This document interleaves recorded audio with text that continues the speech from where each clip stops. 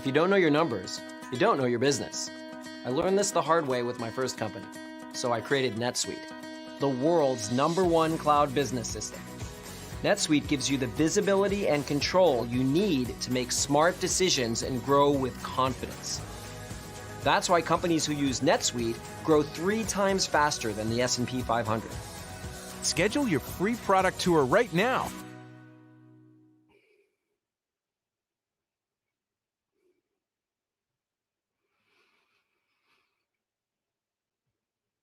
Hello, everyone, and welcome to the Digital Leaders Show. We're back to being live every week, Wednesdays at noon Eastern, 9 Pacific, talking key issues and news at the intersection of business and technology with a special focus on automation, AI, and digital transformation in hopes of making you a better digital leader.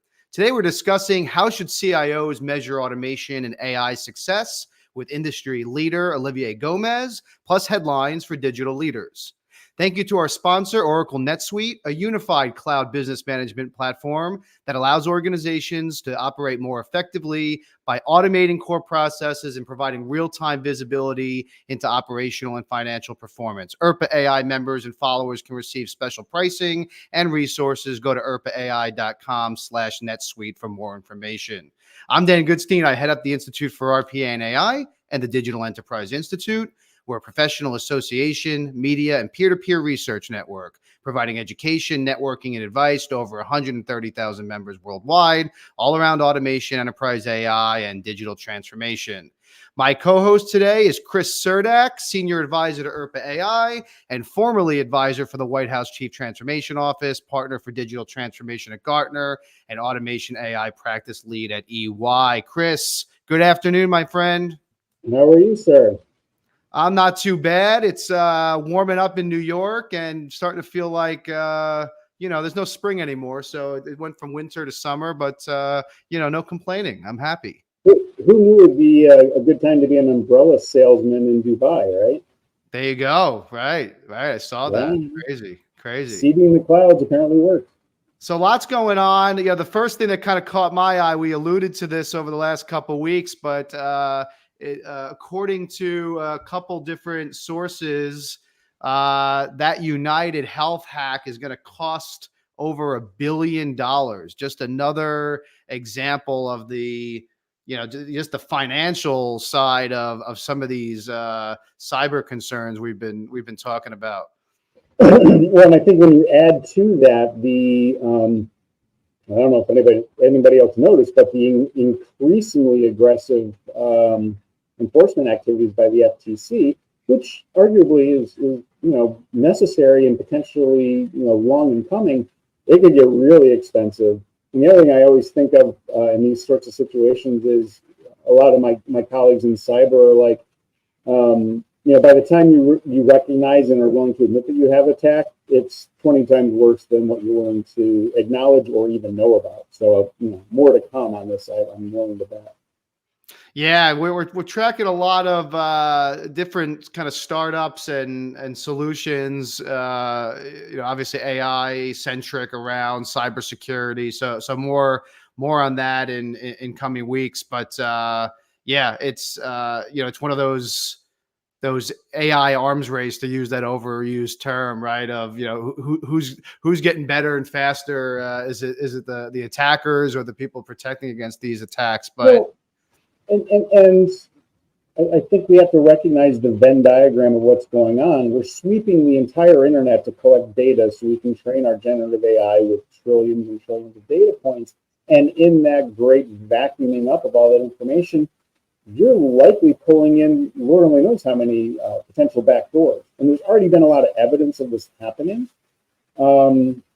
So assume that it's happening, and then the question is, then what? What are you going to do about it? And I know that you and I have had this discussion many times on this call with many of our guests, or the show with many of our guests.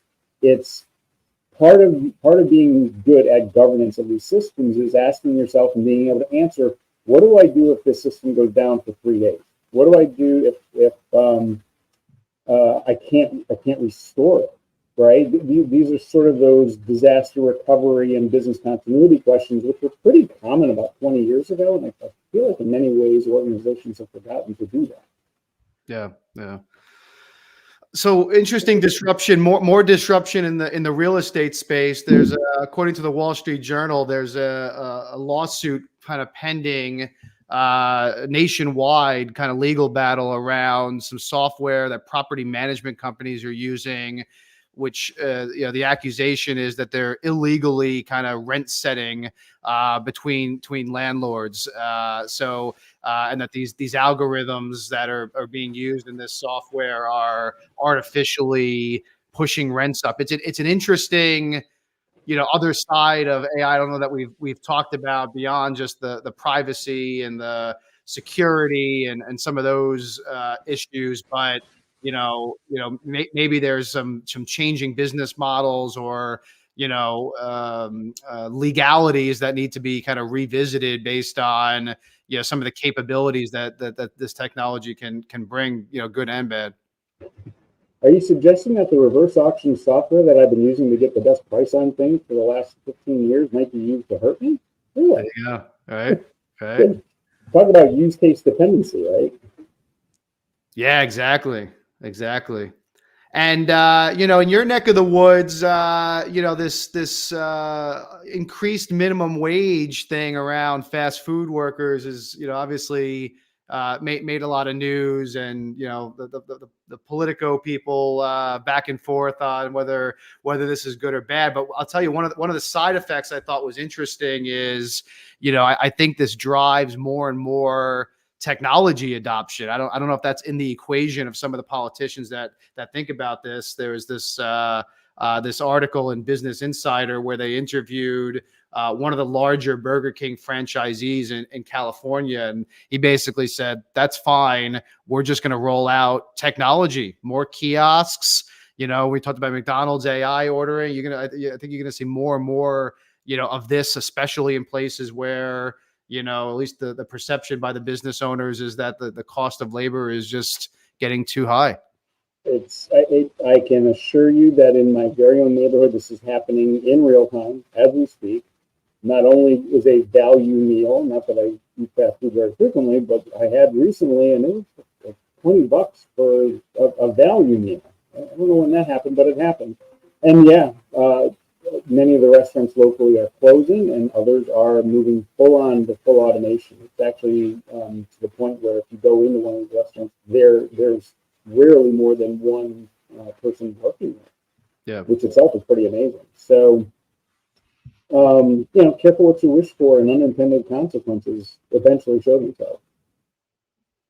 So, I want to kind of get to our guest. A lot of the conversations we have, Chris, as you know, you're a part of, is around, how do we measure success in these things, right? One use case may be, hey, I'm trying to save costs, labor costs. That's almost an easy use case, but there's plenty of other use cases out there that the goal line kind of continually moves as far as what the desired outcome is. And so, our expert today is Olivier Gomez, or as most people know him in the industry, OG. He's a LinkedIn top voice and expert in automation and AI, Forbes Technology Council member, an author, advisor, and speaker, having delivered over $100 million of P&L impact for his previous roles at DXC, HP, and a slew of other clients. OG, welcome to the show. Thank you, guys, and thank you for having me. And I would say hello from France. I'm located in France, so a bit of delay here. Hopefully, technology will work fine. So hello from Europe. Good to see you as always. And, you and I met, I think, many years ago when you were in your role either at DXC or HP, and you were running a pretty big automation program. I think it may have been the biggest automation program that I was aware of at the time, when, many of our members were, really kind of pre-scale mode. I'm curious as your sense of where things are now as to, as compared to the way it was maybe 4 or 5 years ago from an industry adoption standpoint. Yeah. So back in the days, that's true. I was actually running a pretty large footprint of, we had up to 5,000 bots running, so it was pretty large. Even when you look at the largest footprint today.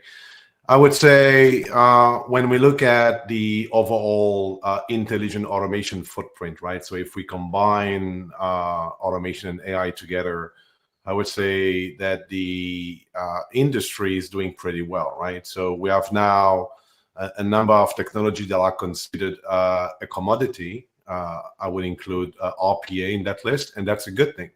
It means that people have adopted those technology, people are scaling those technology, and yes, there's still some issues left and right, and we can discuss about it, but on average, the intelligent automation footprint, the amount of technology being utilized by companies, across all verticals, all industries, is growing.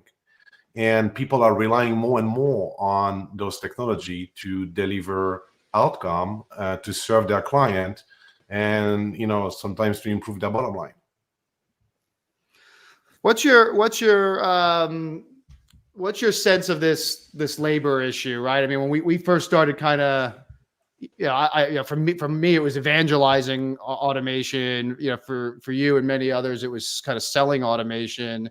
It was more about efficiency and not so much about displaced labor and things. To me, at least with the most recent AI wave, I think that labor issue becomes inevitable. Do you agree? And what do you see? Yeah, how do you see that kind of balance shifting, or what are you advising your clients as far as what to do with this newfound savings or efficiency? Yeah. So obviously the typical answer here is it depends on the environment, but I would say overall a couple of good things here. I think there's a lot less fear in the system right now, right? People understand, people acknowledge, and they accept that this technology is going to disrupt, and they understand the pro and the cons of this technology, right? In some areas, it's actually very, very good news because let's say shared services, call centers, 10, 15, 20, 30% attrition rate. It's good news to start using technology because this was certainly not something designed for human to do. In other area, it might be a bit more negative, where a number of jobs might be put at risk. What we know from history is that typically, when there is a disruption that is that large, there's a little bit of bad news at the beginning, but then things falls into place. New roles will be created, and human that are adopting the technology, we say human plus AI is always going to be greater than human without AI, right? So if the adoption is happening, if the reskilling is happening, I'm not too concerned. Most of the people will be able to find a place in the future, and a number of pretty awful jobs going away. Awful because they are super boring to do, and hence the attrition rate. I think overall, again, I think all of that is good news. Some people will be, kind of collateral damage, but it's not as bad as what people think, I believe. Chris, over to you. Yeah, I tend to agree. And then, given that we want to have a discussion about performance metrics and so forth, I wonder if you could touch upon this principle that I've used a lot in automation, and that is the difference between efficiency and effectiveness, where efficiency is sort of driving the same outcomes but at lower cost, and effectiveness is either giving different outcomes or better outcomes, either with the same resources or slightly different resources. Is that among the things that you find organizations are starting to recognize? Yeah, I would say organizations are still looking for both, right? So if you look at typical expectation, obviously there's some bottom line conversation.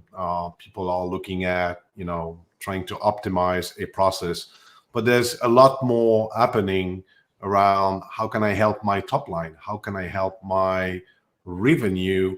How can I increase the satisfaction both internally with employee and externally with customers, right? So I would say that the augmentation that technology is bringing to the table is allowing to do obviously some savings left and right, but also to do things better.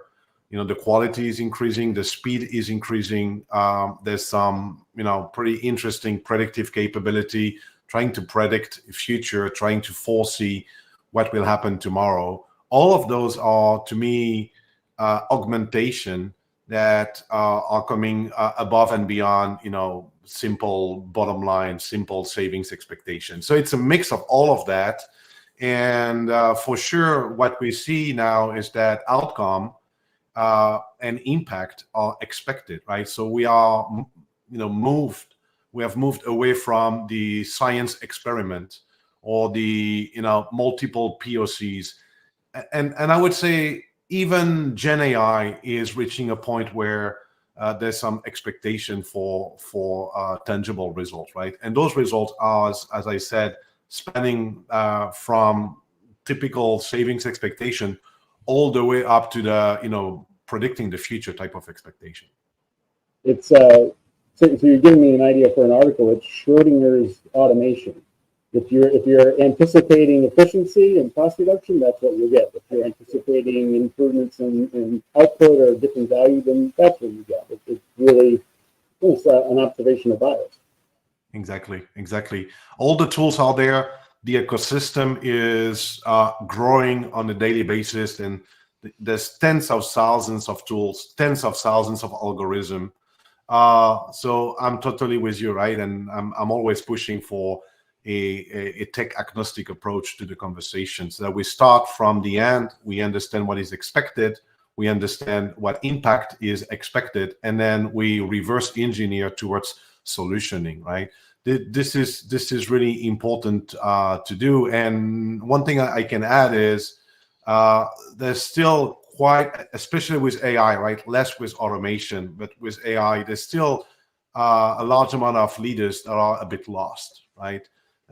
They know they need AI, but they don't really know where, they don't really know how, right? So there's a large amount of demand around, help me assess my environment.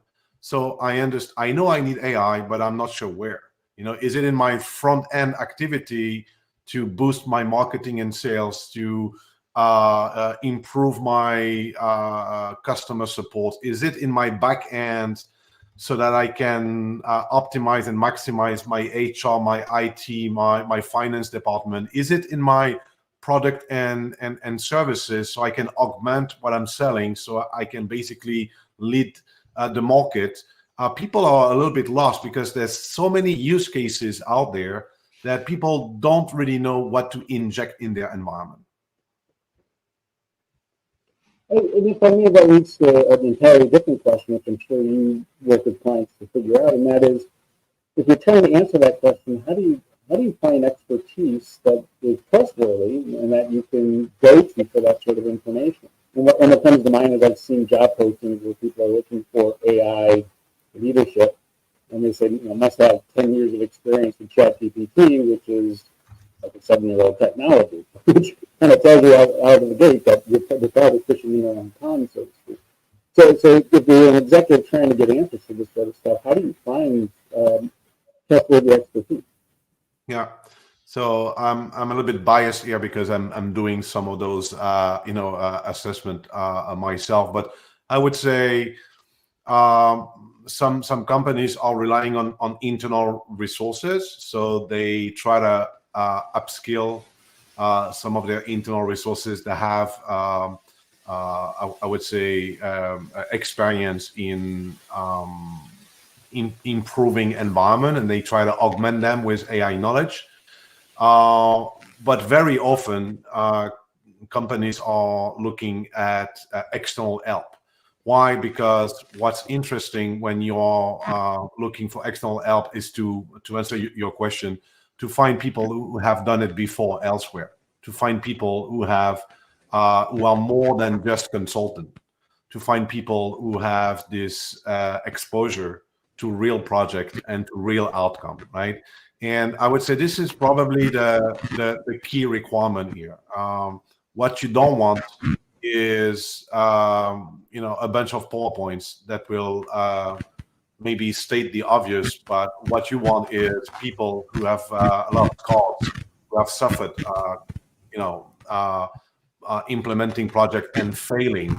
So I would say the experience is absolutely critical. And to be honest, in the AI space, there's not a lot of people with many years of experience because of the technology, right? It's so new. I think ChatGPT now is 18 months old, roughly. So it's a little bit difficult to find trusted people that can help you implement something and have enough experience, given how young this technology or some of those technologies are. So it is a challenge, for sure. OG, how about from the CIO's standpoint? I think we talked on the show a couple weeks ago with someone who, I forget who it was, who said, something to the effect of, CIOs have an unfair job because, they're typically not as responsible for innovation, but they're kind of the ones that have their their butts on the hot seat if something goes wrong. What's the kind of biggest, as you think about automation, but especially AI, what's the biggest challenge facing a CIO right now? Yeah, that's a very good question.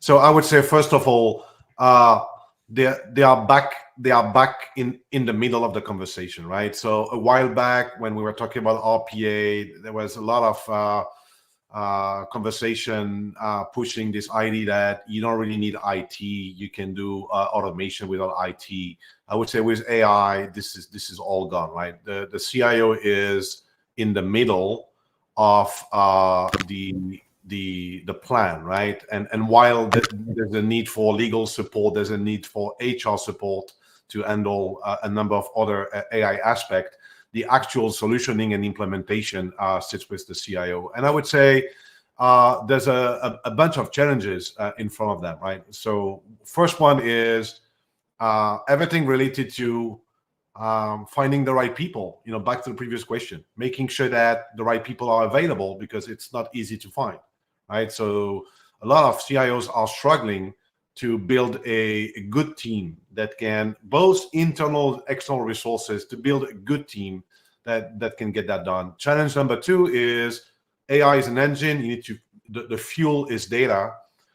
Making sure that data are available and clean. The amount of work that is required to prepare the data for AI to be actually effective is huge. And a lot of companies, because of all the legacy systems, all the complexity, are actually having yet more work to do to prepare the data so it can be properly fed inside those AI algorithms, right?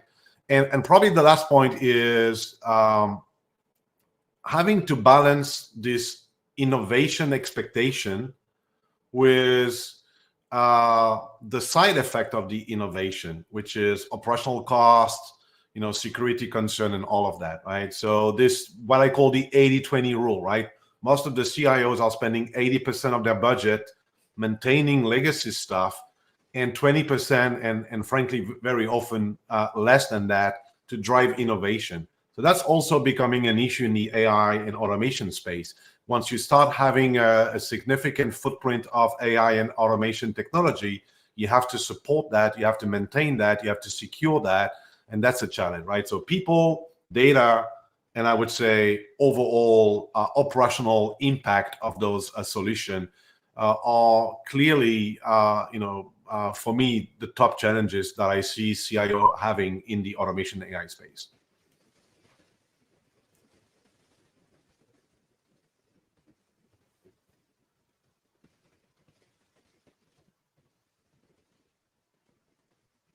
You muted?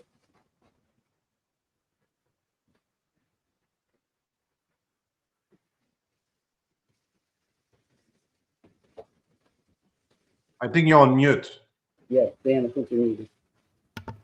Sorry, Chris. I was just saying. Do you agree with OG? Anything you'd add? No, I very much so, and I think along with that, I'm glad you bring up the data stuff because it's becoming more and more evident, I think. One of my rules of thumb in trying to help organizations figure out if they're on the path to success is look at your budget. If you're not spending at least half of your budget in one of these automation initiatives in procuring data, shaping the data, engineering the data, and ensuring that you have the right data, you're probably going to be in the 95% of organizations that don't really succeed with it. And also, you bring up people. The people factor, you keep accelerating technology change. Technology keeps getting better and better. The thing that stays the same through all of it is us. So I would agree. People factors are among the greatest determinants of success. Do you also agree, Olivier, that that's actually becoming even more so now that the technology is getting even more advanced? Yeah, 100%. And I'm totally with you on the 50-50 from a cost standpoint.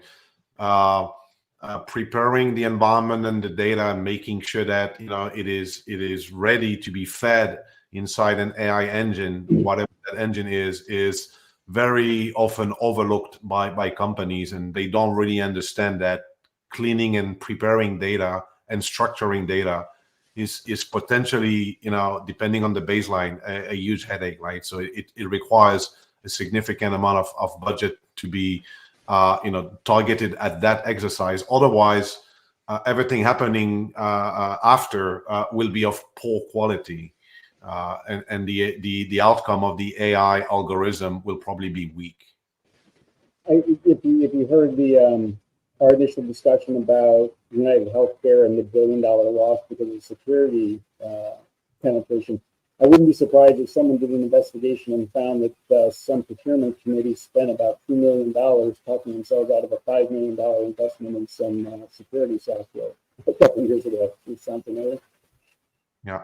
Yeah, and then I think this is a very typical mistake to focus all the energy and most of the money on the shiny object, which could be yet another very cool solution out there, and people tend to forget everything else, right? So the what's happening before solutioning, so making sure that you are running in the right direction, what you are trying to achieve, everything happening after solutioning, including support of your solution and the data, right? So it's very typical. People are attracted by cool technology. I think it's one of the human flow, right? So OG, what's your... I'm sorry, both the feature and above, right? Maybe. Yeah. OG, I was going to ask you, what's your advice when you speak to a CIO about that measurement thing? I mean, I speak to so many members who, tell me that they're struggling with, the ROI of automation, and I wonder if AI will just be the, like it is in so many other ways, the acceleration of the same. But a lot of them also, I think it's an unfair ask, what the ROI is, because I don't know that they, spent the time to really figure out what they should be measuring or whether they're measuring the right thing. So, what's your advice when you speak to a CIO on, how they should be, what are the metrics and how should they be measuring success? Yeah. And I would say I would probably extend that to more than just the CIOs, but the CIOs are typically providing services to the rest of the organization, and they are seen as the central point for solutioning those innovation. When we look at the overall ROI, I would say both the CIO wants to have an ROI and the business unit leader wants to have an ROI as well, right? One as the internal client, if that's a bad word, but the internal client, and the other one as the internal service provider, right? So to answer your question, I would say there's a number of typical mistake I see happening over and over again, and what we've seen in previous waves of technology, we now see with Gen AI and any other AI capabilities, right? So the first one is to make sure that you very carefully select the technology based on what you are trying to achieve, right? There's always a tendency to buy something that is too big, something that is too expensive. And if you don't apply that to an opportunity that is going to be matching that size, then you're going to have a poor ROI, right? So helping understanding what are those opportunities, if you look at the full landscape inside a company, inside a department, inside a business unit, it is really important to understand the size of the opportunity. And based on that size, you will right size the tooling that you're going to be using, right? So if you have a $10 million opportunity and you buy a $500,000 tool to tackle that, that makes sense. If you have a $50K opportunity and you buy a $500,000 tool, you're going to be bleeding money, right? And that is a very typical mistake, not to right size the tooling, not to right size the project to the opportunity. Why? Because people don't spend enough time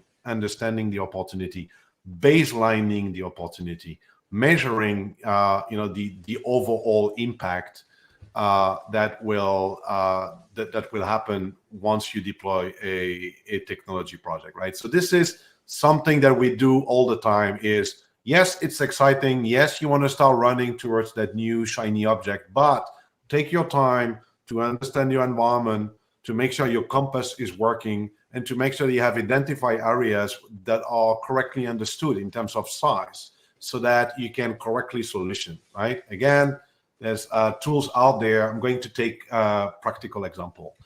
Gen AI chatbots. You have Gen AI chatbots that are from $10 a month to $50,000 a month. Which one do you use?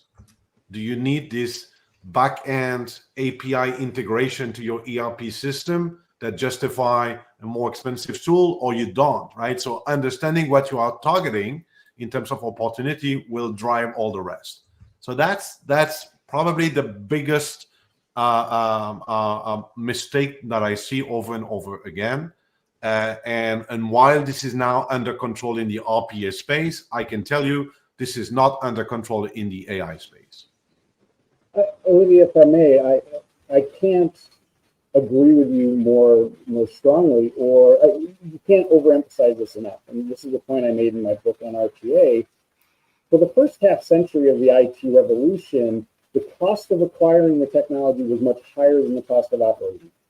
Right, so I'd spend $250 million buying SAP to implement it, and it would cost me maybe $10 million a year to run.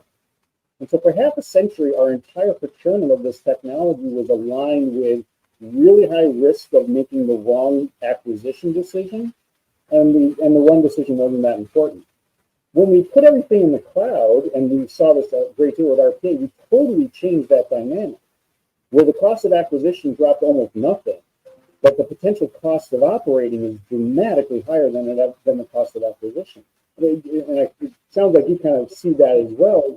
Are organizations seeing that huge change in how you need to value the technology and how you even do an ROI calculation? Yeah, so that's a very, very good point, right? And I would say, again, there's a number of objectives that organizations have, a number of dreams that organizations have that are sometimes pushing them in a direction that might not be the right one, right? So to your point, a lot of those solutions out there, a lot of those products out there, a lot of those platforms out there require a fairly large amount of activity in order to tailor them for the environment, in order to configure them, in order to implement inside the right use cases, so you get the expected impact, right? So the overall effort is being not just the tool, but everything else, all the way down to the support, needs to be really well understood when a company is picking a tool, right? and I'm almost a big fan of starting maybe with a tool that is slightly too small, slightly too weak, slightly and go up rather than trying to do the other way around, right? So if you start with the Ferrari, and you're stuck with it, you will not be able to go down to buy a regular car, right? So that's really, really important for people to understand. Nowadays, people think, okay, I have a subscription, I can switch from this one to this one. Well, that's not that simple, right? Once you go and pick a platform, even if it's subscription based, and you start putting a lot of energy, a lot of integration, a lot of content creation, you might have some difficulty to switch. So this is a really, really important step. And in order to do that, in order to pick the right technology inside your solution, you need to do all the prior steps. You need to be really clear on what you are looking for and what you are expecting in terms of impact. I repeat, right? A 50K impact and a $5 million impact is going to drive totally different technology decision. OG, what do you think is going to happen next? A lot's been talked about. Some folks in the industry are throwing around this term RPA is dead, and certainly the majority of the conversations I have are more around AI, or at least in more intelligent automation. How do you see the future of automation as it relates to RPA versus Gen AI or plus Gen AI? Yeah, so first of all, this is happening all the time. Every new wave is killing the old one, so that's a fair game. I would say, and I said that at the beginning, RPA is dead in a sense that it is a commodity, meaning that this hype around it is kind of going away, not because it's the technology is going away, but because the technology is becoming embedded everywhere, and no one talks about Excel or Teams or I don't know, Slack, right? I mean, the tool you use on a daily basis. So it's dead in the sense that it's not hype anymore. It's part of the tool set, and it's old. It's not new. That's why people consider it's dead. But to your point, I would say automation, whether it is in the form of an RPA tool or any other form of automation, workflow automation and all of that, is actually being merged with AI. And what we see is actually RPA, if we stick to RPA company moving towards Gen AI, and Gen AI company moving towards automation. So what I use as a mechanism for people to understand is, you have the brain, which is the AI, and then you have the body that can do stuff, take action, and those two are being merged. The automation and the AI are being merged, and what we are going to see is, of course, the hype is now all about Gen AI, all about whatever it is tomorrow, GPT-5 or whatever it will be, large action model, whatever we want to talk about. But bottom line, the automation and AI are going to be combined to give way more power in terms of what you can do. You have more cognitive capability, decision-making capability, potentially predictive capability, and you need to have action. A brain that does not take action is never going to be as useful as a brain that can take action, right? So those two will be combined, and there will be new terms, new hype, but automation and AI are here to stay for sure, together. If I may, Olivier, I love that you point out the need for action. Actually, the worst case ROI you can generate is getting to an insight from analysis and not action time. Because you will go to all the costs of setting up the technology, getting the data, doing the analysis, coming up with the answer. If you don't then act upon it, it is, by definition, a negative ROI. Wouldn't you agree? Fully aligned. So we used to have many years ago, and I've nothing wrong, with consultant, but we used to say, right, the consultant are basically telling you what to do, but they are not doing it. and therefore, no action. We have now with AI and some great platform, amazing insights, and someone needs to action that. And that someone is going to be automation. That someone is going to be people who can basically take the insights, solution it into something that will do something, right? So again, combining the AI findings, analysis, mining, all that insight that can be found, and injecting it inside an automation platform that can take action is really going to be the recipe for success. OG, what's got you most excited for the next couple years? I mean, like you said, the use cases seem kind of endless. I see new ones every day, which I can't say the same with RPA and automation. But anything kind of make you most excited over capabilities over the next year or so? Yeah, there's quite a few cool things happening, and I would probably segment here the enterprise world from the consumer world, right? Yeah. I would say this AI enablement of product and services that we see in company is going to be amazing, because what we are expecting from this is an amount of customization, an amount of quality. Think about conceptually, right? Netflix times 1,000, meaning Netflix understand what you like, and it basically just an algorithm that can suggest the right thing.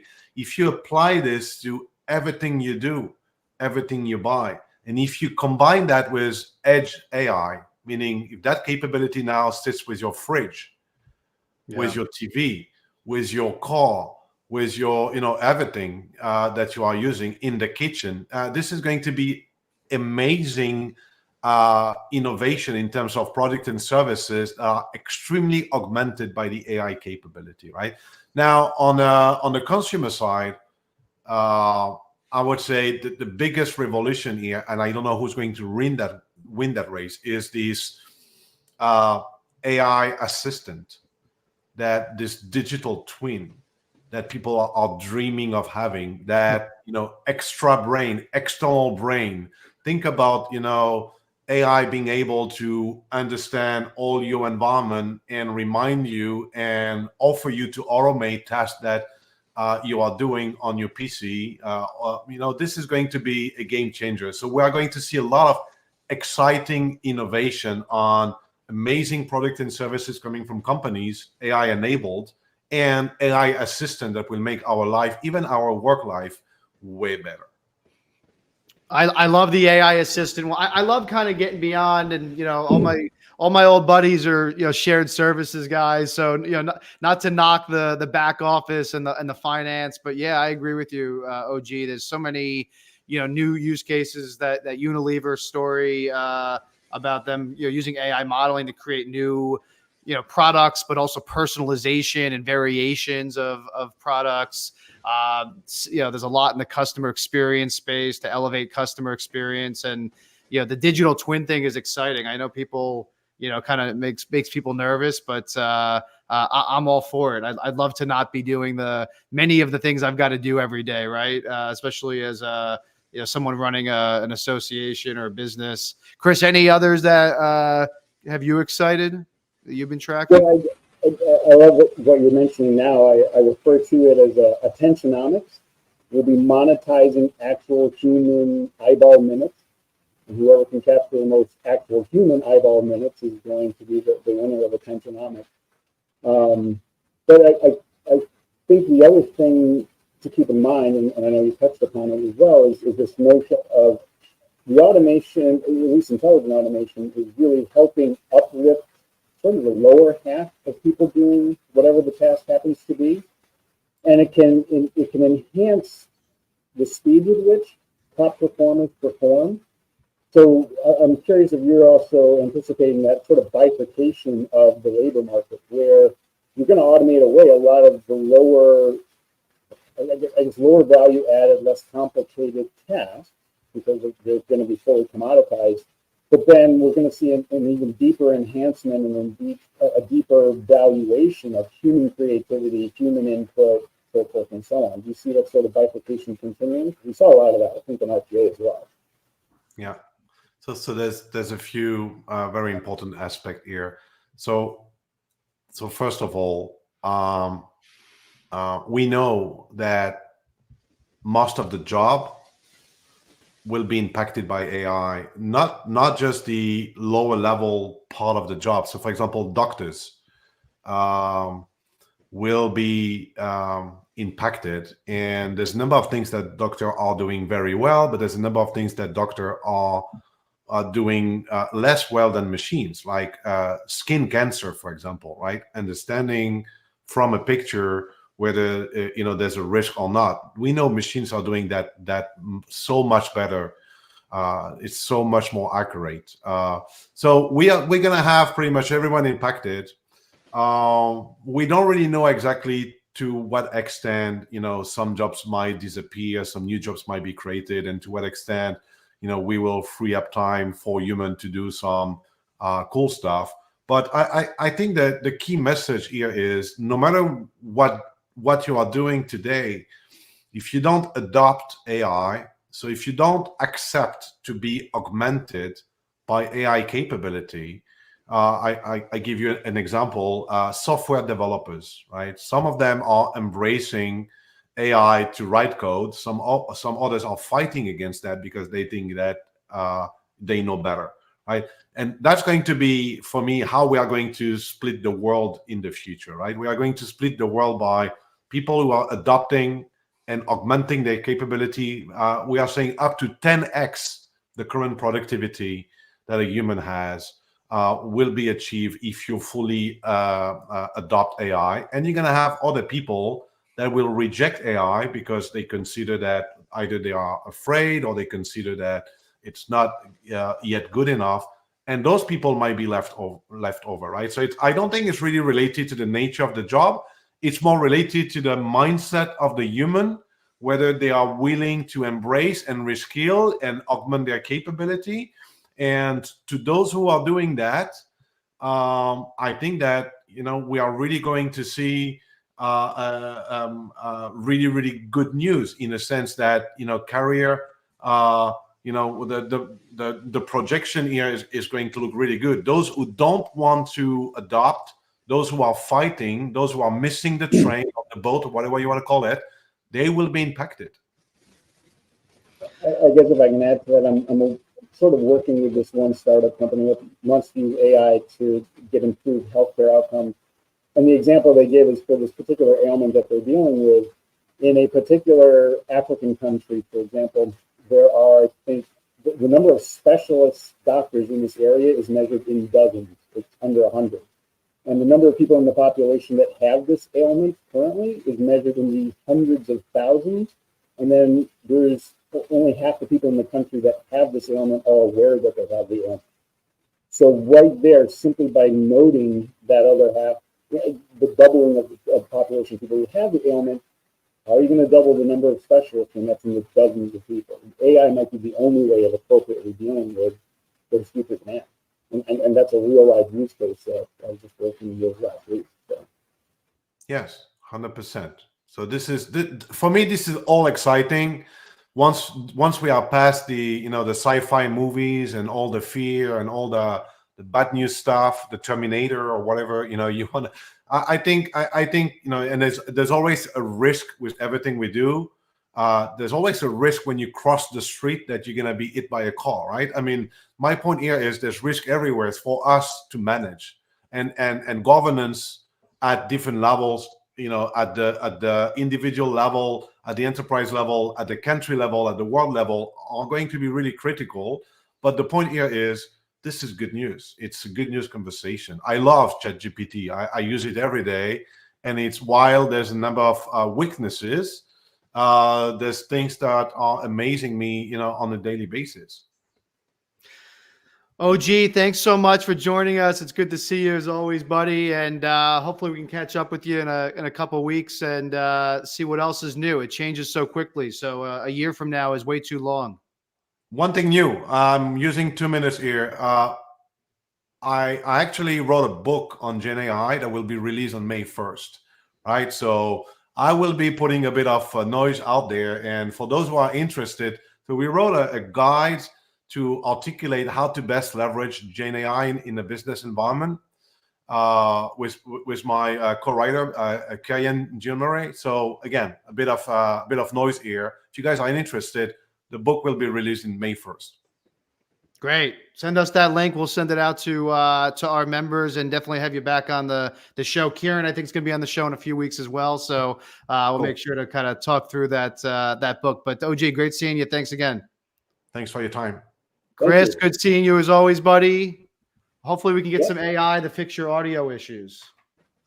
I sincerely doubt it. It's that through Sigma out problem, I guess. I'm going to start a GoFundMe page for Chris to get a microphone. But good to see you, buddy. Thanks, everybody, for joining us. If you need help with this, if you're looking for help with an automation or AI, just an assessment of where you are or a roadmap of where you should go, we've got a team of people doing them, folks like Chris and OG. Let us know. Go to IAC.AI.com/assessment. We're off next week, but we'll be back on May 1st, and then we're back to live every Wednesday at noon Eastern, 9 Pacific.